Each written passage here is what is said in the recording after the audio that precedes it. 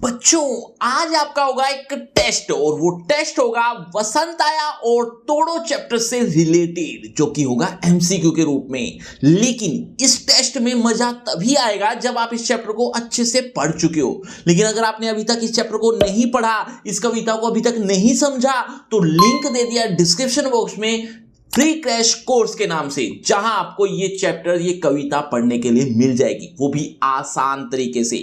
तो देर मत करना, पहले उसको पढ़ लेना। लेकिन अगर आप इस कविता को अच्छे से समझ चुके हो तो देखें जरा किसने कितना पढ़ा। पहला प्रश्न आपकी स्क्रीन पर ये रहा। बंगले के किस वृक्ष पर बैठी चिड़िया अपनेपन और मिठास से भरे स्वर में किहुकी, मतलब आवाज करती है। लेकिन बच्चों, हर प्रश्न के बाद आपको 5 सेकंड मिलेंगे आंसर देने के लिए। आप अपना आंसर कमेंट करते रहना, एंड में देखना चाहता हूं किसके कितने आंसर ठीक हुए। बंगले के किस वृक्ष पर बैठी चिड़िया अपनेपन और मिठास से भरे स्वर में क्योंकि। अब आपके ऑप्शन आपकी स्क्रीन पर आ रहे हैं ये। ए आम के, बी अशोक के, सी गुलमोहर के या डी नीम के। आपके 5 सेकंड शुरू होते हैं अब। 5 4 3 2 1 0। सही उत्तर ऑप्शन बी अशोक के। चलिए अगले प्रश्न की तरफ। अगला प्रश्न, कवि के दफ्तर में छुट्टी किस बात का प्रमाण था? कवि के दफ्तर में छुट्टी किस बात का प्रमाण था? आपके ऑप्शन, दशहरे का, दिवाली का, ईद का, बसंत पंचमी का। आपके 5 सेकंड। 5 4 3 2 1 0। सही उत्तर ऑप्शन डी वसंत पंचमी का। चलिए अगले प्रश्न की तरफ। अगला प्रश्न, गोड़ो गोड़ो गोड़ो कहकर कवि क्या बताना चाहता है? आपके ऑप्शन, मिट्टी की गुड़ाई की तरह मन की भी गुड़ाई होनी चाहिए। बी, पौधों की देखभाल के लिए गुड़ाई जरूरी है। सी, विचारों के परिष्कार के लिए, परिष्कार होता है शुद्ध, मन की गुड़ाई जरूरी नहीं है। ऑप्शन डी, इनमें से कोई नहीं। आपके 5 सेकंड। 5 4 3 2 1 0। सही उत्तर ऑप्शन ए। चलिए अगले प्रश्न की तरफ। अगला प्रश्न, मानव जीवन की उन्नति में क्या बाधक तत्व है?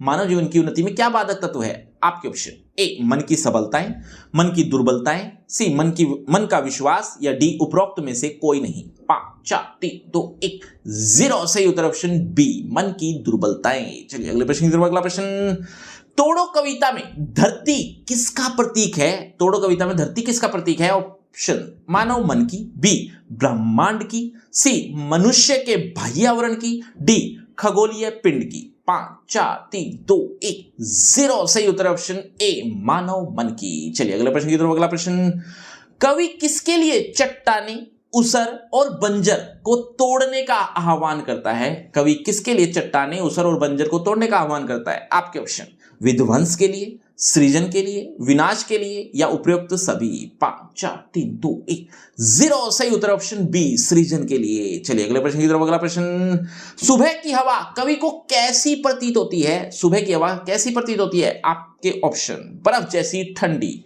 जैसे गर्म पानी से नहाई हो, या फिर आंधी जैसी तेज, या फिर बहुत खुशबूदार। 5 4 3 2 1 0। सही उत्तर ऑप्शन बी जैसे गर्म पानी से नहाई हो। चलिए अगले प्रश्न की तरफ। अगला प्रश्न, कवि जब सड़क पर चल रहा था तो उसके पैरों के नीचे क्या चरमरा रहे थे? आपके ऑप्शन, सूखे पीले पत्ते, बी कंकड़ पत्थर, सी बर्फ के टुकड़े या फिर डी प्लास्टिक की थैलियां। आपके 5 सेकंड। 5 4 3 2 1 0। सही उत्तर ऑप्शन ए सूखे पीले पत्ते। चलिए अगले प्रश्न की तरफ। अगला प्रश्न, मैंने यह जाना आज जैसे डैश डैश डैश, जो भी कविता की पंक्ति है, कवि ने वसंत आने की बात किस प्रकार जानी? ये आपको बताना है। आपके ऑप्शंस सुन लीजिए। ए टीवी देखकर, अखबार पढ़कर, कविताएं पढ़कर या फिर रेडियो सुनकर। सोच समझ के जवाब देना। 5 4 3 2 1 0। सही उत्तर ऑप्शन सी कविताएं पढ़कर। चलिए अगले प्रश्न की तरफ। अगला प्रश्न, कवि कविता में किसे तोड़ने की बात कर रहा है? बच्चों, आपको आज की वीडियो में कोई भी प्रश्न समझ में नहीं आ रहा तो कमेंट करके पूछ भी सकते हो। कवि कविता में किसे तोड़ने की बात कर रहा है? आपके ऑप्शन, ए इमारतों और पुलों को, बी पत्थर चट्टानों और बंजर भूमि को, सी पुराने पेड़ों को या डी दुश्मनों के घरों को। 5 4 3 2 1 0। सही उत्तर ऑप्शन बी। चलिए अगले प्रश्न की तरफ। अगला प्रश्न, कविता में पत्थर और चट्टाने किसके प्रतीक है? आपके ऑप्शन, मजबूती के, बी समाज की बाधाओं, रूढ़ियों और मन की जड़ता के, सी पहाड़ों की सुंदरता के या फिर धन संपत्ति के। 5 4 3 2 1 0। सही उत्तर ऑप्शन बी। चलिए अगले प्रश्न की तरफ। अगला प्रश्न, बंजर और पड़ती भूमि किसका प्रतीक है? आपके ऑप्शन, ए किसानों की गरीबी का, बी मानव मन की ऊब, निराशा और खालीपन का, सी सूखे का या अनुपजाऊ खेती का। 5 4 3 2 1 0 सही उत्तर ऑप्शन बी। चलिए अगले प्रश्न की तरफ। अगला प्रश्न, कवि बंजर भूमि और चट्टानों को तोड़कर क्या बनाना चाहता है?